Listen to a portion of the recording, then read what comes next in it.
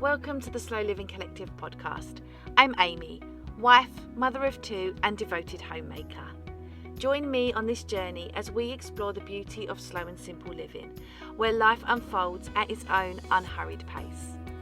I'll take you through my experiences of slowing down, tending to our allotment plot, finding joy in the little things and making the most of our small home. Together we'll learn to live in harmony with the ever-changing seasons, discovering the magic that lies in embracing the present moment. So let's embark on this enriching adventure towards a more intentional and fulfilling life. Hey everyone, and welcome back to another episode of the Slow Living Collective podcast. I'm so glad you're here today and taking this moment to press pause on all the hustle and bustle of life. This space is all about inviting you to just slow down, simplify, and figuring out how to start living more in tune with the rhythm of the seasons. So I am so grateful to have you here, whether you're brand new and this is your first episode, or whether you've been here a while. I am so grateful. I don't know whether you're here to declutter your mind, your home, your schedule, but whatever it is, I am here to help you take those small and meaningful steps towards a life that truly feels good to you. So here on the Slow Living Collective, we dive into what it means to embrace slow, simple and seasonal living, because I'm here to tell you that life doesn't have to be fast-paced and fulfilling. We explore how to make more intentional choices that align with who you are and where you are in this very moment. So let's get cozy, grab our favourite drink and take a journey into a slower and more intentional way of living that really nurtures our souls. And today I have a really exciting topic that I'm looking forward to diving into with you, and that is all about how to deal with people who aren't in alignment with you, and we're going to dive into that right now. So, let's talk about it. Let's talk about the real struggle that we all face sometimes, where we feel like we are out of alignment with the people in our lives. And I have an experience that I've shared briefly on the podcast before, and it really does come up time and time again. And it is some experience, I guess, with some friends that made me realize how out of alignment we were with each other. And it was, without going into too much detail, it was a friend of mine who came to me fairly aggressively and said, listen, I don't agree with what you're saying about home educating your children. And honestly, it was, like I say, quite aggressive, really quite rude, and not what I expected from somebody that I had been friends with for an incredibly long time. It was a reaction, I guess, to something that was a them problem. And this can happen quite frequently when we are interacting with people, is people react in a way sometimes that is very nasty and aggressive, and it comes from a place of insecurity in their own decision. It's generally not a you problem, and it's not a you problem to solve. It comes from a place of insecurity. And so in this particular instance, it was a reaction to the fact that I home educate my children, that, I will often stand up and speak about the things within the school system that I don't love and that I think need to be made better for all children who access the school system. I have the great privilege of being able to home educate my children, but that is not a privilege for all, and not everybody wants to do it, not everybody can do it, and therefore, there are parts of the school system that I think we can all stand and hold our hands up to and say, this ain't right. This would be better if it was this way or that way. And the only way that you can enforce change is by speaking about it, because if we continue to accept something, then it continues to happen. And I'm not saying that, little old me can invoke any change, but lots of people will stand up and say the same thing. And so, I actively do share, maybe not so much now actually, but either do or did share the things that I find problematic about the education system, and home education equally isn't perfect either. And so, I had shared about many aspects, and I share frequently. If you've listened to my previous episodes, you'll know that home education isn't perfect either, and so it's definitely a balance. But also, like I say, I am very privileged in that I have made that decision. And so what happened was I had shared something online about, well, I think I'm not entirely sure, but I think it was about how, I don't agree with children not being able to, access a toilet, right? And being told they have to wait till a break time. And I know that doesn't happen everywhere, but it definitely does happen somewhere. It was certainly the way I experienced school as well. I know some children still experience school in that way, and I I didn't even make a comment. I shared a post of what somebody else was saying about the topic, and said person came to me into my inbox on Instagram and launched at me with this like tirade of abuse about that they don't really like what I share about home education or about the education system, that they know it comes from a place of insecurity, and it's funny that bit did make me laugh, to be honest, because I've never been so sure about anything in my life as I have been about educating my children at home. I have absolutely zero insecurity about that, and I think you guys, like the people who listen to this podcast, the people that follow me, very much know that. And yeah, just this very long abusive message. And like I said earlier in this episode, these things, they often come from a place of insecurity on the other side. I kind of feel like it wasn't really anything to do with whether I'm insecure about my choices, and everything about somebody else being insecure about their choices. But that all aside, as I thought about it, like, just to preface, I actually never responded to this message because what is the point? What is the point? What do you want from me? Was one of the first things that ran through my mind. By sending this abusive message, was it to get it off your chest? Like, this was a friend, by the way, a real life friend for many years, decades, in fact. So it wasn't like this couldn't have been discussed in a better way, in a better forum, and not in a highly reactive Instagram message. And it made me think initially at the time, like, well, how am I going to deal with this? Because firstly, I was shocked. I had to double check that I had read correctly that it was from that person. Absolutely mind blown. And then actual me is a very reactive. Very reactive. I usually, in that situation, would immediately start typing, like frantic, fingers clicking to the screen, frantically replying.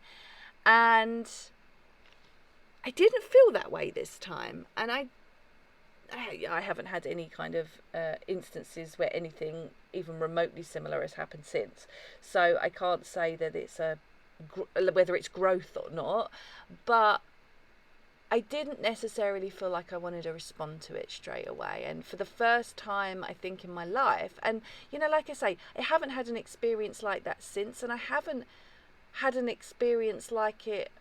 I hadn't had an experience a long time prior to that either.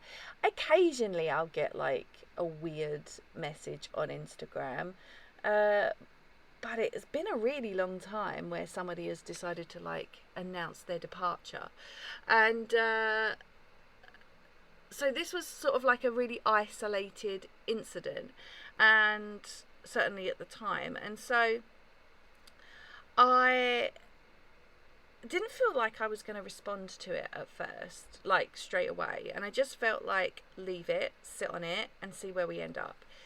And then as time passed, I realised that I didn't want to reply to it, because it wasn't just about that message in that moment. And it's kind of not about the message at all. The message at all, I really think came from a place of just somebody being tipped over the edge. And I think it came from, that was nothing to do with me. I am free to share what I want in my space, and there was nothing particularly wrong. I still don't think about the message. I don't think it's acceptable that children aren't allowed to just freely use the toilet when their body says so. And so, it was one of these things where once I sat with it, I realised how far out of alignment I potentially was with that person. And the funny thing is it wasn't just me and this person. We had a slightly wider friendship group than that. There was one other person who was a friend as well. And said person who sent the message must have spoken to third person, and they never spoke to me again either. Like, by the way, I'm almost 40 years old, and it just really, it was funny that the content of this was kind of around education and schooling in the first place, because that very much felt how it kind of was. I felt like I was 12 and back in school again. But it really, once I'd sort of thought about, the whole message and the whole situation, and as time sort of passed by and I didn't have anything to respond to it with, I just didn't have anything to say. And that made me think about it within itself as well, because, like I said, so often we can sort of respond to somebody like that with like, well, actually, blah, blah, blah, blah, blah. There was two ways to go about it. I could have responded like, well, actually, you're wrong, and then get into a fight, which I wasn't really about. Or the other option is, did this person want me to apologise? Is that what they were seeking? And maybe they weren't really seeking anything. I don't know. They don't talk to me, so I wouldn't really know. But it made me realise that whole situation, how out of alignment I was with them, and that I don't ever think it was a friendship. And that's really sad to say, but over time, as I sort of go through my own sort of growth, things come up, and that sometimes it makes me think of that situation and how it transpired. And, like I said, I never replied to that message, because silence is sometimes an answer too. And I had nothing to say. I'm not going to apologise for who I am. That's who I am. And, if you don't like it, here's the door. And so I'm not going to apologise for who I am, and I'm not going to apologise for what I believe in, and I'm not going to apologise for standing up for the things I believe in. Nothing I do is sort of out the realms of, what would be considered okay. We're not talking about doing something illegal or anything like that. And so I'm not going to apologise for myself, absolutely not, because as far as I'm concerned, I haven't done anything wrong. And it's in these situations that I really think that we can, I think these situations actually provide growth. And I think what they provide is this idea that, sometimes silence is an answer too. And sometimes these things are like lines in the sand. And I think in hindsight, when you look back on these things as well, like I say, as I've continued to grow without these people in my life, this has been over a year now, as I continue to grow without these people in my life, it has become more and more obvious. That situation has become far more in my journey, I guess, to understanding, what I want for myself and what I don't want for myself. And I think, although I didn't realise this at the time, I think it was a catalyst for me actually saying like, actually, no. Like, no, you're not going to treat me that way, and if that's the end of this friendship, then so be it. You don't get to come into my space and treat me in such a way and then think that we're going to be friends still. And it's completely okay to say in these areas of your life, like, no, not on my watch, absolutely not. I am not going to have you treat me that way. I am not going to have you lay everything at my door that is an insecurity of yours. You know, if you come to me and say, like, you know, I have some issues, can we talk about it like adults? You know, then we can, you know, try and see things from each other's perspective and find a middle ground. You know, maybe there is a backstory on either or both sides that's making this situation tense. But, you know, when you come at somebody with such aggression, you know, what do you expect?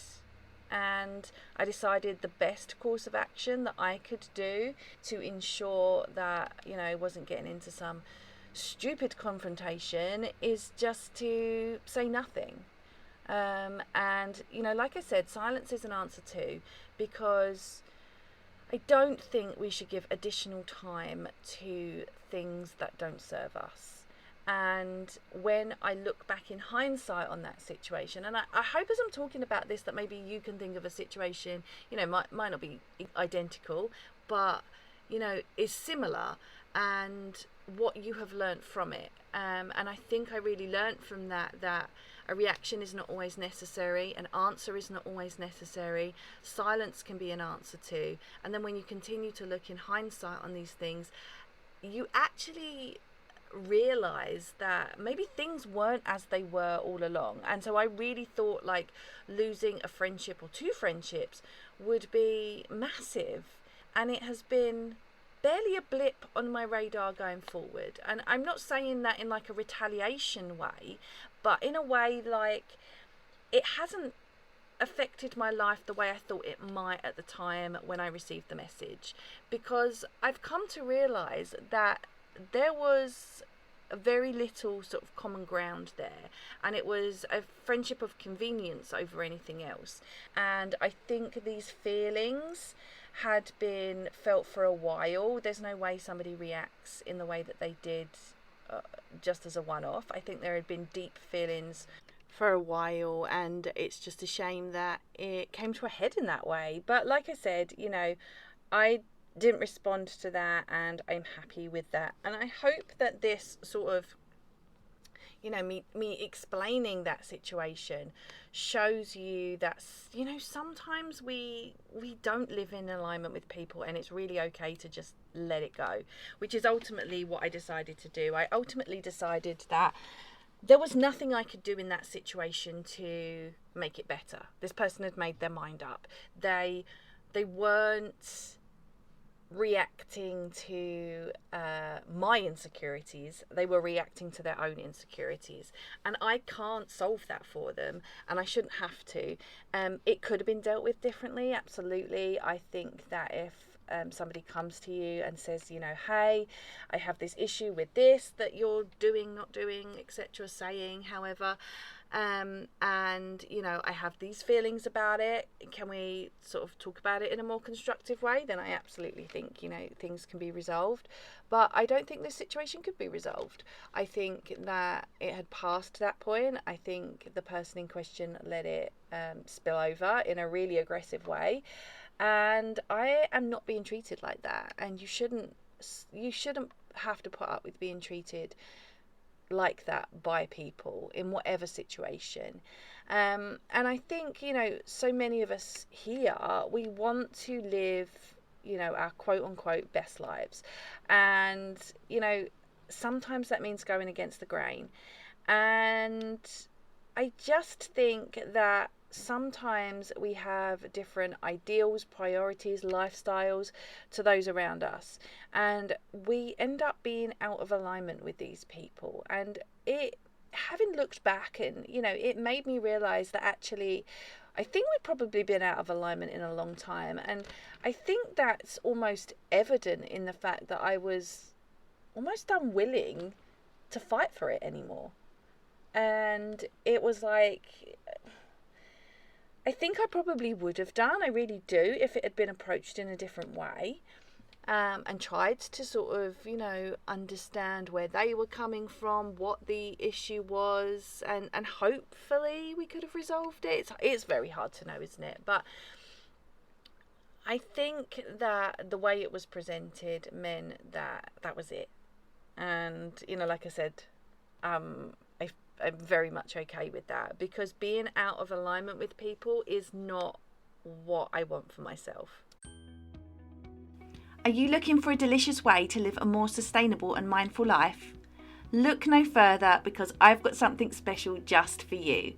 Introducing Riverford Organic, your gateway to fresh organic fruit and vegetable boxes delivered right to your doorstep. When you choose Riverford, you're not just eating organic, you're supporting an ethical business that believes in food that's good for the planet and your well-being. Eating organic means you're savouring food grown with care, free from harmful chemicals and absolutely bursting with flavour. By choosing Riverford, you're supporting a business that is committed to sustainability, is employee-owned and passionate about reducing food waste. Embrace the seasons with a rotating variety of fruit and vegetables, fresh, local and in harmony with nature. Riverford has been a game changer for our family, and I think it could be for yours too. There is nothing more exciting for me than grabbing my Riverford box off my doorstep on delivery day. But there's more. As a treat for you guys, you can enjoy a £15 credit towards your second order. Simply sign up at theslowlivingcollective.com/Riverford to claim your credit and start your journey towards healthier, ethical and more seasonal eating. So, being out of alignment is a tricky situation, right? It's like trying to fit a square peg into a round hole. You know what you want, but it doesn't always align with the people around you. So how do you find a middle ground? What does it mean to be out of alignment, particularly in the context of maybe trying to live a slower and simple life? So being out of alignment is when your values, your priorities and your lifestyle choices don't match up with the people that you're surrounded by. And listen, we're not all the same. It is not reasonable or feasible, I don't think, to think that everybody is going to be like-minded. And also I like to think that I don't exist in an echo chamber. And like I've said, like I have friends who educate their children in the school system, in particular relation to the story I've just shared. But I also have friends who educate their children outside of the school system, and I have people that are like passionate advocates of the school system, and people who think the school system could definitely change a lot but still educate their children there, people who home educate their children but are strong voices in the want for change within the system, and people who just like disregard the whole thing altogether. And I like to not exist in an echo chamber, and I've always been quite passionate about we generally surround ourselves with similar people that confirm our biases, and so it's really important to not have that confirmation bias. But sometimes these situations arise where we just are out of alignment and where our values just don't match up anymore. And sometimes that's people we meet straight off the bat. Sometimes that is people that we have been, maybe friends with for a really, really long time, and then suddenly we're like, eesh, like this has really changed. Maybe in the context of slow and simple living, maybe you aren't in alignment with someone because maybe they're always rushing, or they're stressed out, or they're focused on more material possessions, and you're all about slowing down, connecting with nature and living more mindfully. And being out of alignment can work across all areas of our life, and it might be because we are in different stages of our life. People that are in different stages of life often have different priorities. So it might be that if you're a parent to young children, you have different priorities to somebody who either doesn't have children, has older children, has grown-up children. So you're going to be at different life stages. That can sometimes make it so you're out of alignment with people. And sometimes it's just personal preference. Everybody has their own unique preferences, desires, things they believe in. Some people might naturally gravitate towards, say, a fast-paced lifestyle, where others prefer a slower pace.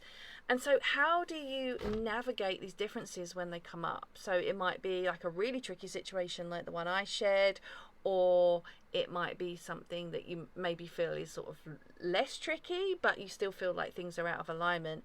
And it's kind of like I said when I was sharing my story, in that communication is really, really key.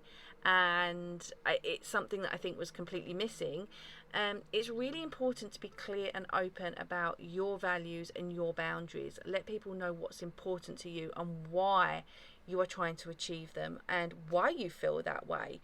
You don't have to apologize for anything when it comes to the way you want to live or the things that you believe in. You don't have to apologize to anybody about that. So I think when it comes to communicating, be really honest. Don't sugarcoat things. Be really upfront about your feelings and about your needs and what you need from, this particular relationship. It might be in the way you want to live your life. It might be to do with the things you believe in. And just be respectful. I think being respectful is really important, because even if you disagree with someone, it's really important to treat them with respect, because unless you're talking about a situation which is either unethical or illegal, which we are not, people are entitled to live their life the way they wish, believe in the things that they want to believe in, and also share what they want to share, as long as it's not necessarily dragging anybody else down. I always feel like, I know I keep referring back to home education, but obviously that's the story that I shared. It's like, I have very strong views on the way I educate my children, but I'm always mindful and respectful of other people's choices. School can absolutely be the right environment for many children. It's just not a choice I've made for my own children, and that's what it comes down to. But setting boundaries with people is essential. Say no to things that don't align with your values, and that can be a myriad of things. And just remember that you're not responsible for other people. You're not responsible for the way they react to you. You're not responsible for the way they perceive you. You are not responsible for their mood, their happiness. You have the absolute right to live your life in a way that feels both authentic and fulfilling to you. And the criticism that can come with living outside the norm, or judgment of that, can sometimes be so tough. And I find that particularly when I first decided to home educate, I found that one of the more difficult aspects of that. And it can be difficult dealing with criticism or judgment, because our natural reaction is to defend our choice. And in the situation I shared, I no longer felt that way. Like, I'm not defending it to you anymore. I am me. This is who I am. You clearly don't like it, so there's the door. And I feel very, very happy with that decision.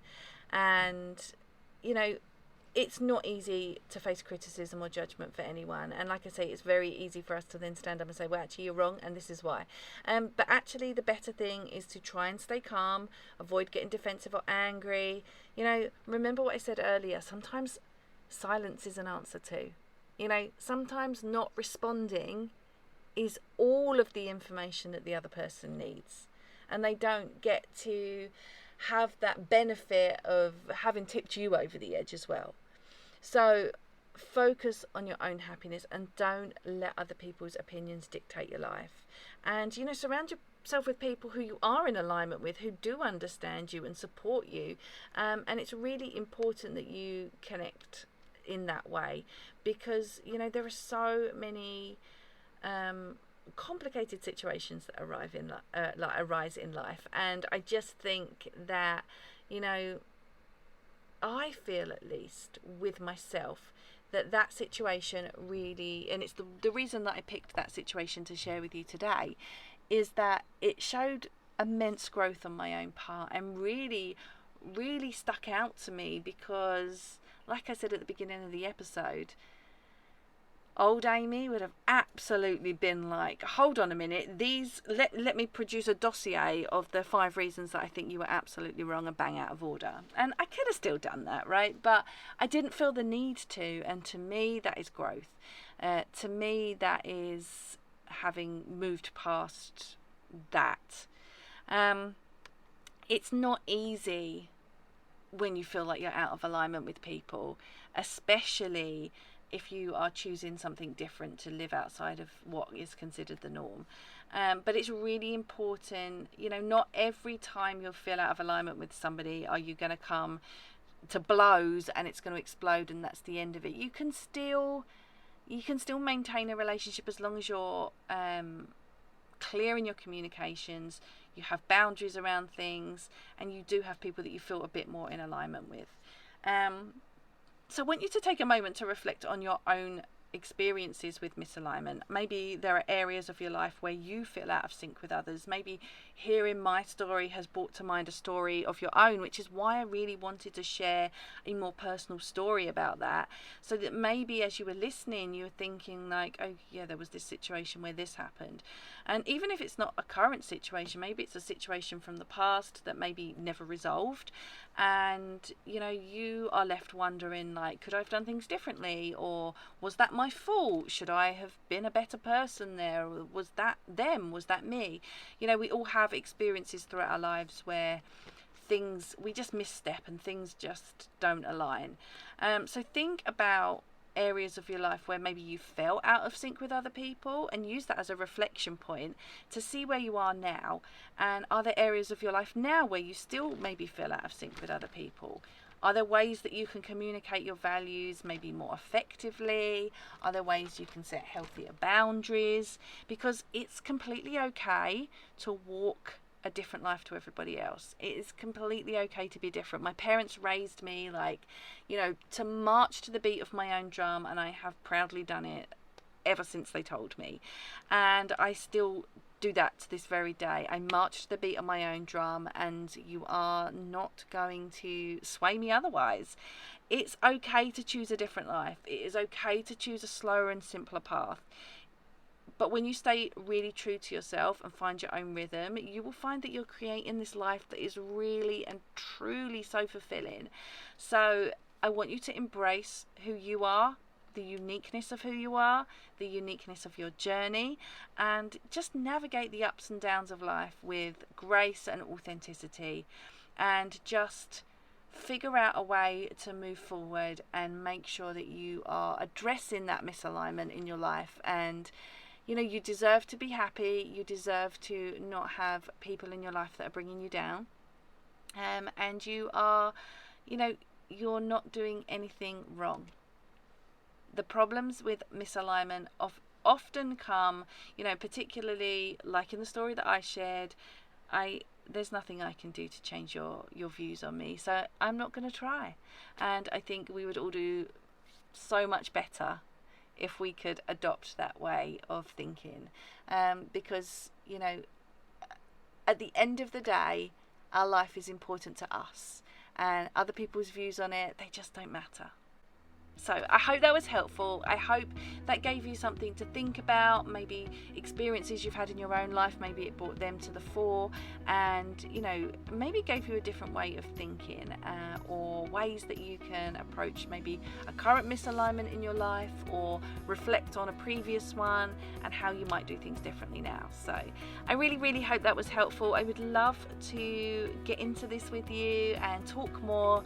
You can leave me a comment on this episode over on Substack. You can find me there at theslowlivingcollective.substack.com. You can also find me over on Instagram, which is The Slow Living Collective. So thank you so much for listening. I appreciate you all so, so much. And until next time, I will catch you in my next episode.